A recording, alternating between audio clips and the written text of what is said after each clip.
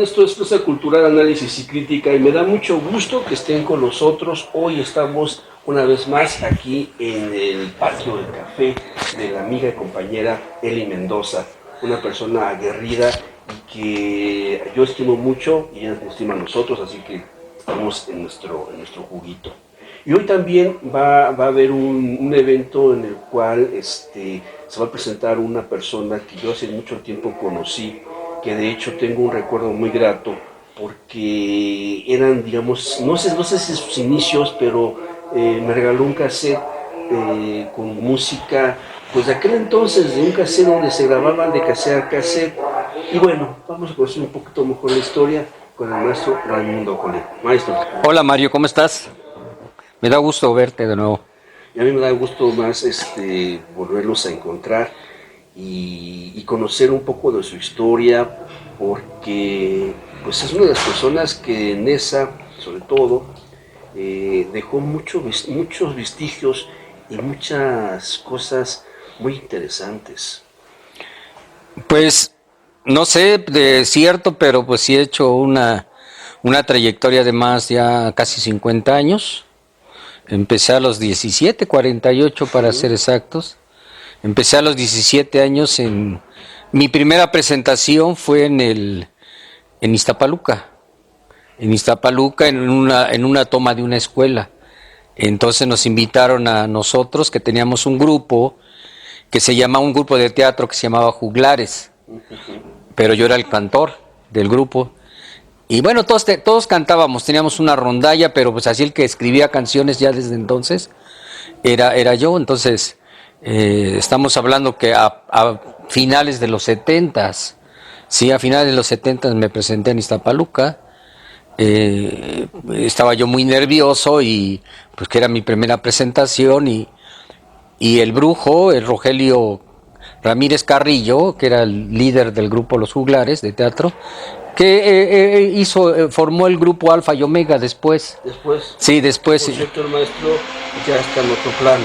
Ya está, sí, ya murió el compañero. Muy talentoso, ¿eh? Sí, nos conocíamos desde muy niños, él y yo éramos casi del mismo barrio, él era de la Tlacomulco y yo de Las Fuentes, allí, y entonces vivíamos en una comuna que está ahí, estaba en su casa de él, que no estaba construida como ahora, y era una comuna juvenil, y allí habitábamos muchos jóvenes, hacíamos teatro, hacíamos pintura, hacíamos música y leíamos mucho. Entonces él era el mayor, era el dirigente del grupo de los Juglares, que la gente nos decía los locos desmadrosos, porque éramos muy desmadrosos. Sí, entonces y bueno, ya desde ese tiempo yo empecé a escribir. Ya cuando habla de ese cassette es porque yo ya tenía una trayectoria de más o menos 20 años. Un poquito desde el cassette. Sí, unos 16 años. Estoy hablando, y ahorita por ejemplo está muy a colación, para carrera en sus asuntos, talleres comunitarios. Ajá. Cuando iniciamos estas movilizaciones para encontrar un espacio, que fuimos expulsados de la escuela y nos presentábamos ahí en la pared. En la pared de la escuela. En la acera, ahí teníamos los tendidos. y llegaba gente, y en ese momento llegó apoyándonos. Sí, yo llegaba, yo entonces apoyaba mucho los trabajos, los espacios culturales.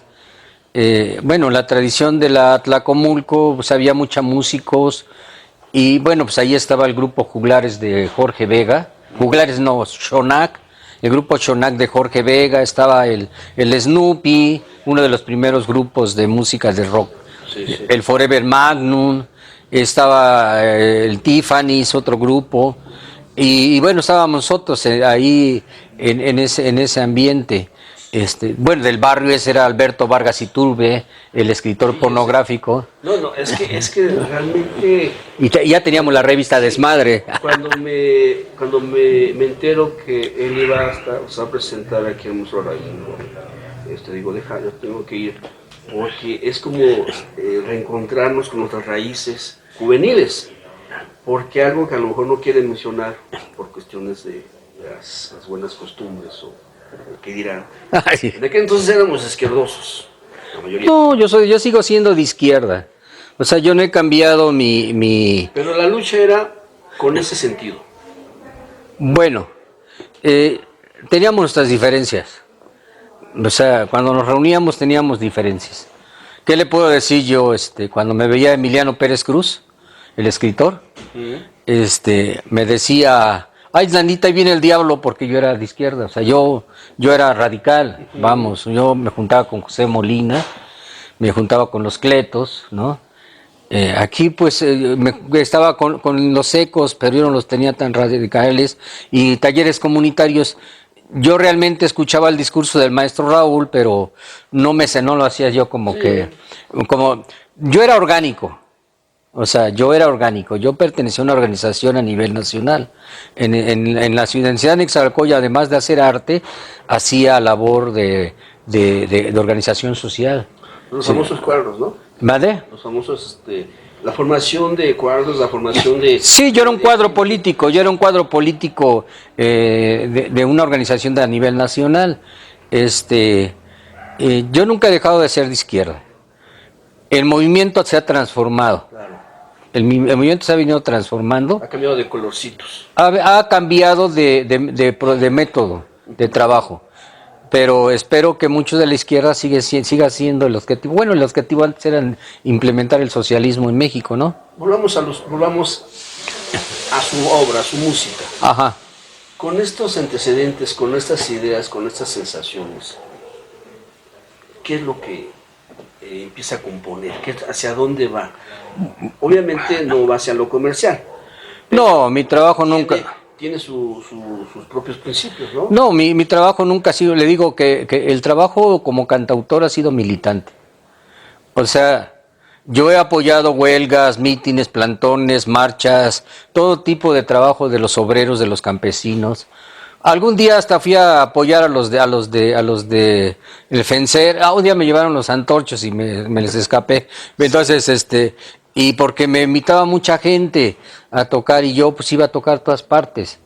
El compromiso que yo tenía con la canción y con la organización popular para pues liberarnos del yugo del partido de Estado, ¿verdad? Y transformarlo hacia el socialismo, pues era evidente. Yo desde muy niño leía Marx, leía Lenin.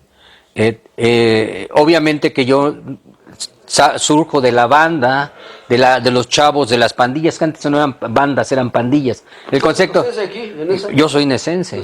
Yo soy de Necia. O sea, nace con toda esta... Sí, yo crecí en Las Fuentes. Esta cuestión de lo que es el restauración y todo eso. Yo conocí al movimiento del restaurador de colonos.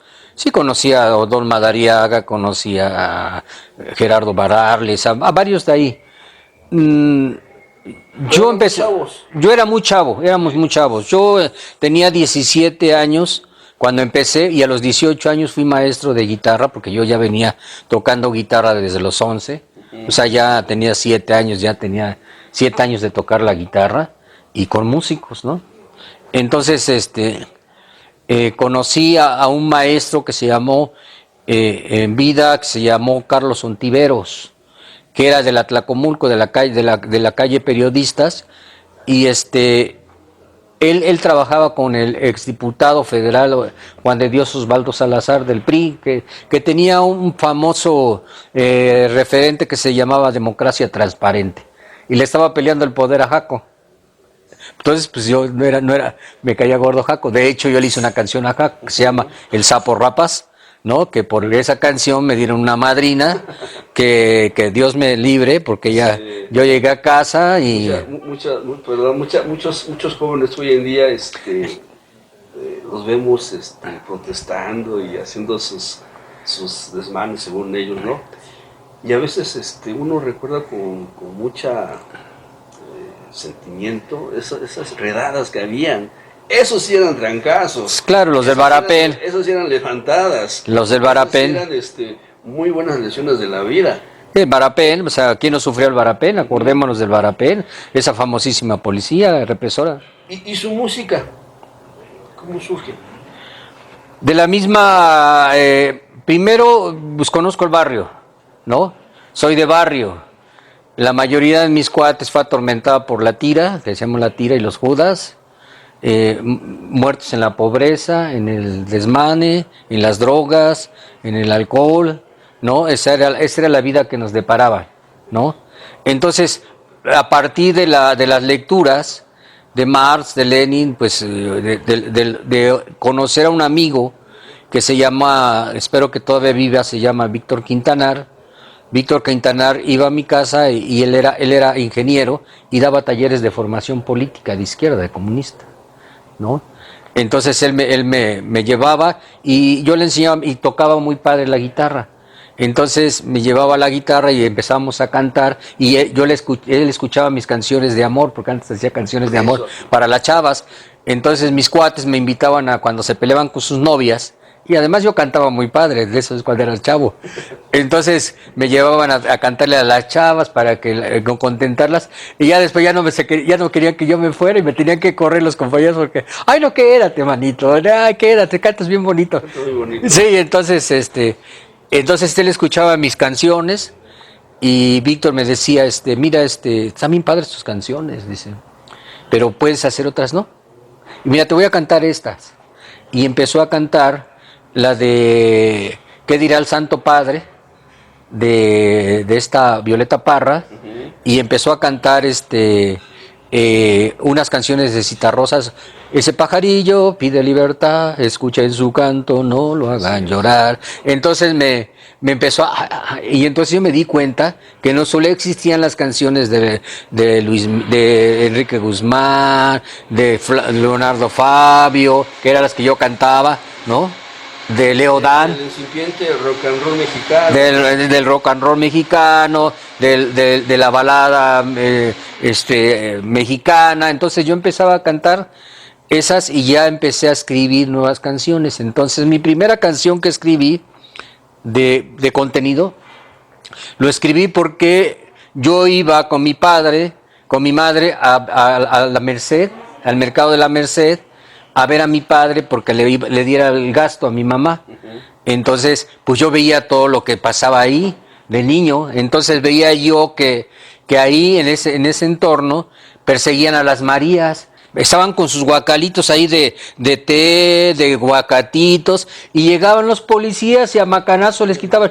Y a macanazos yo decía, ay, fuera, ¿no? Y entonces también acuérdate que, Mario, que el Chimeco, antes se pasaba por la avenida Pantitlán en la México, ahí estaba su terminal, y separaba su terminal era en la Soledad, a un lado de la iglesia de la Soledad. Cuando agarraba lo que era Pantlán, salía a las 7 y de ahí hacia Zaragoza hasta integrarse hasta allá. Sí, entonces en la Soledad, enfrente estaba la Plaza de la Soledad, y entonces que hacía como parvadas, yo le decía que eran parvadas de campes, ¿no?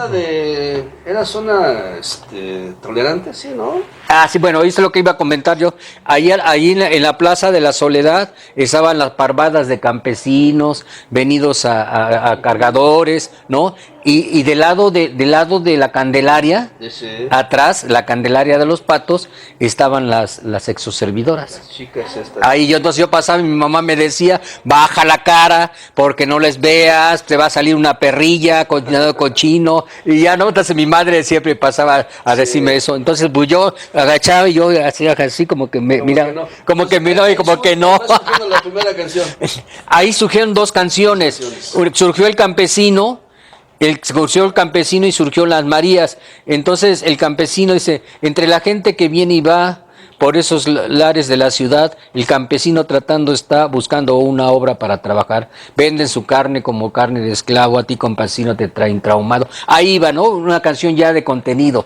Y Las Marías, ¿cuántas de ellas hay en esta ciudad llevando a sus hijos piojosos y sin bañar? La gente les mire, se burla de su humildad. ¿A que vienes, María? Mejor quédate allá. A veces le atira, le quita su mercancía, a veces la violan y las meten de prostitutas, y en casas de cita el gobierno las explota. A que vienes, María, mejor quédate allá. ¿No? Entonces, esa cuando la canté, estaba al Emiliano Pérez Cruz le gustaba, además que le caigo gordo porque por eso te decía que chocamos, ¿no? Porque puede decirse de izquierda, pero pues eres rabanito, eres rojo por fuera, pero blanco por dentro, o sea, ¿no? O eres rojo o eres rojo. Así es. Vámonos a una pausa porque está muy interesante la charla, pero no queremos acabarnos todo en un ratito, así que regresamos, amigos. Estamos aquí en Plaza Cultural, estamos en el Patio Café Cultural. De un dolor, triste soledad que me queda hoy, y el recuerdo que te amé de una extraña consolación. Soy la sombra de una pena,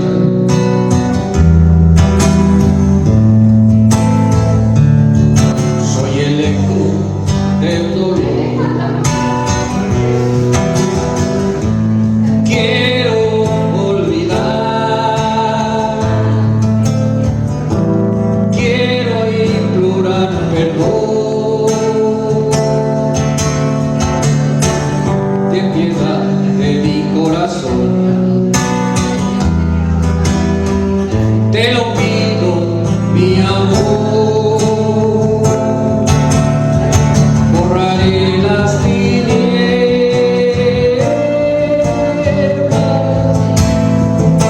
escucharé mi llanto, el recuerdo que sufro. Regresamos, amigos, y bueno, estamos hablando de muchas cosas, mucha historia, muchas vivencias, muchos encuentros y desencuentros, pero vamos a ir avanzando un poco más, maestro, ¿qué le parece? Sí, claro. ¿Cómo surge el ajolote?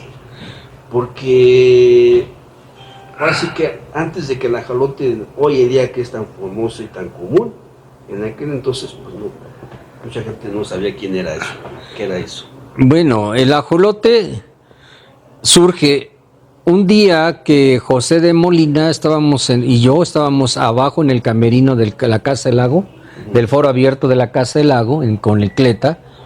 Entonces José de Molina me cuestionó, me dice José de Molina, oye Ray, como que Raimundo Colín es muy seco, no es de artista, no muy común, no es de artista, ¿no?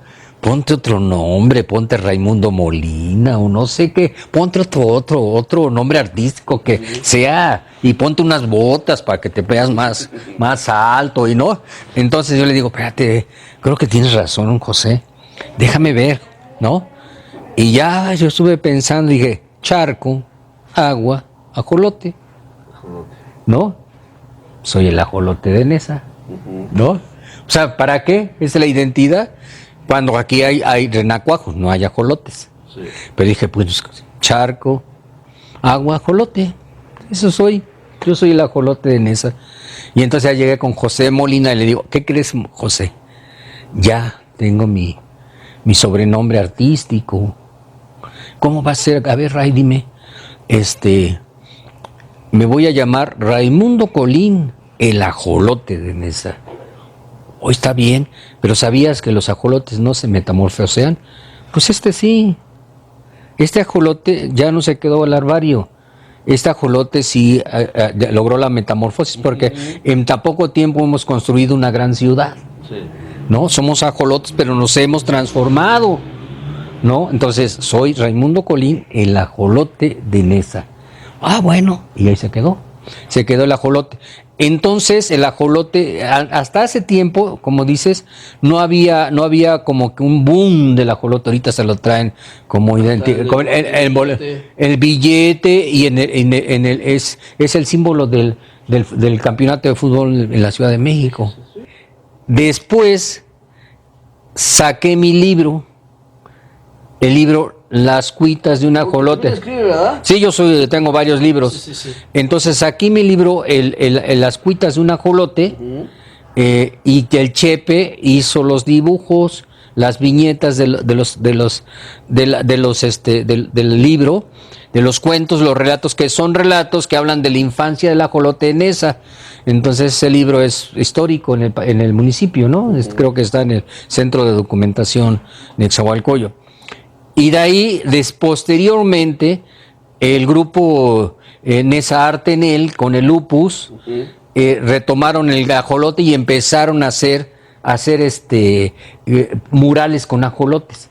Recordemos que antes la iconografía de Neza era la iconografía que hacía Alfredo Arcos, el pintor, el muralista, y era los perros antropomorfos. ¿Los perros o los puercos? Los perros.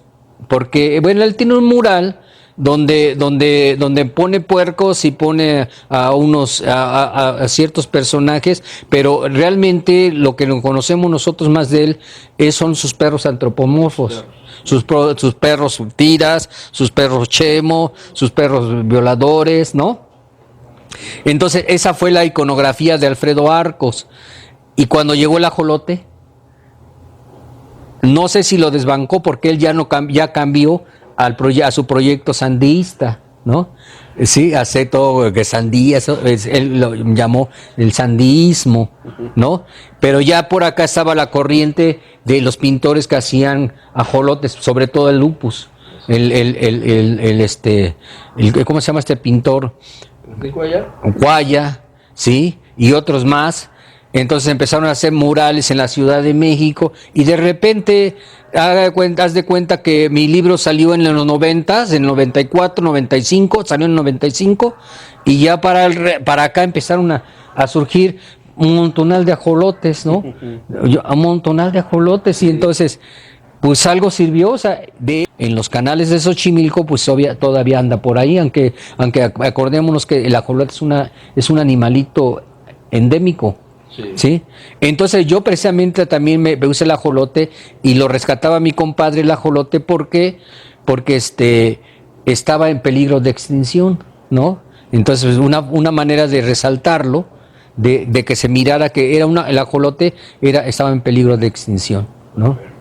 Vamos a dar conclusión, vamos a ir concluyendo, actualizando, porque además, amigos, tenemos un recital del maestro, y queremos que también ustedes conozcan su música, y no únicamente esta otra parte, que habrá tiempo más adelante para hablar más cosas.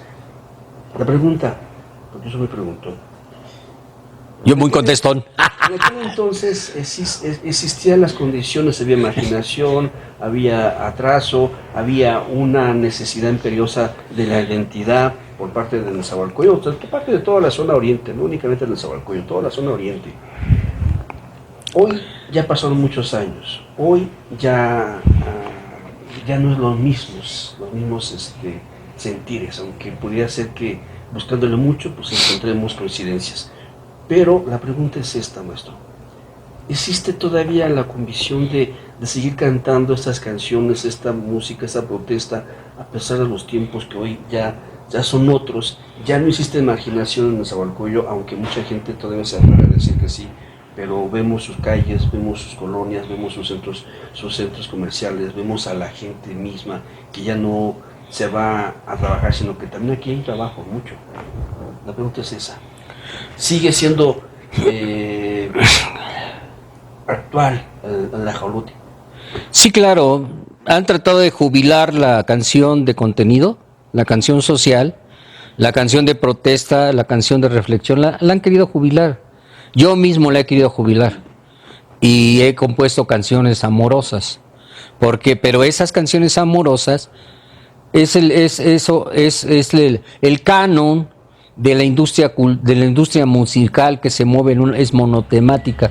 Y entonces, si yo me recuerdo, yo empecé a escribir canción de contenido social con diferentes temas, sobre todo resaltando la cotidianeidad del trabajador, porque precisamente me cansé de la monotemática, ¿no?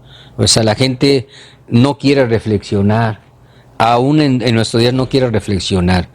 Está aún en bombardeo mediático tremendo entre la gente. La canción de contenido, vimos hace poco un concurso de canción que sacó Presidencia de la República, estilo Televisa, ¿no? Porque la paz, que porque no teníamos contenidos de violencia, que buscaran la violencia.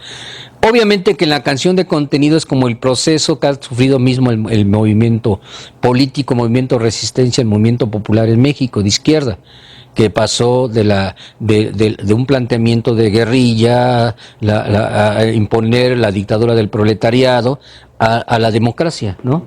O sea, obviamente que los métodos antiguos, y había canciones guerrilleras que cantaba José de Molina, canciones guerrilleras que cantaba Judy Reyes, ¿verdad?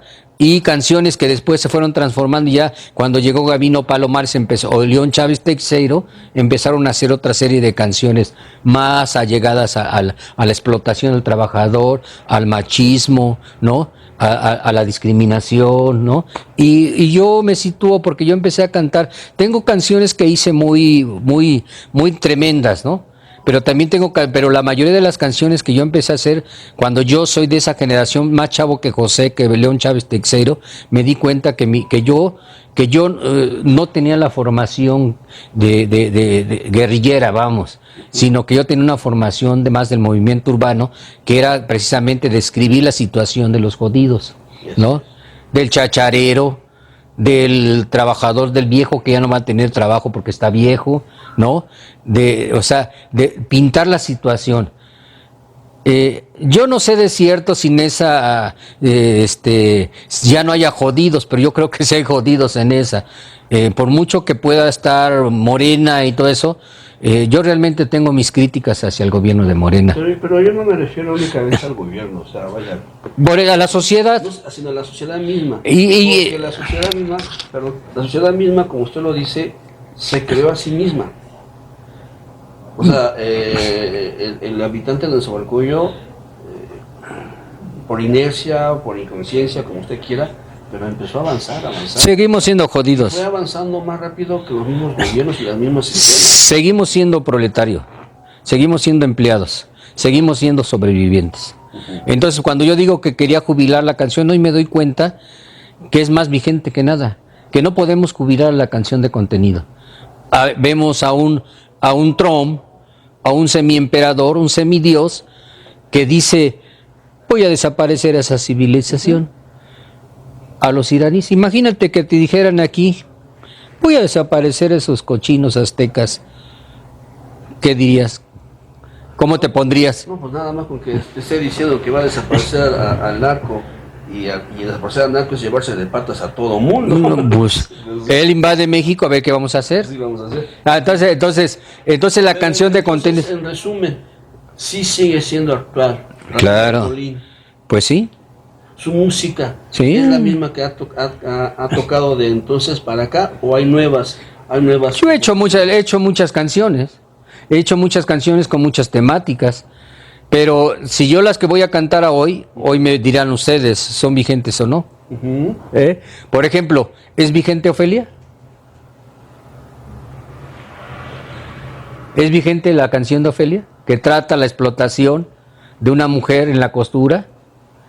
¿Cuántas mujeres siguen siendo explotadas? Uh-huh. Maltratadas por el macho. Sí.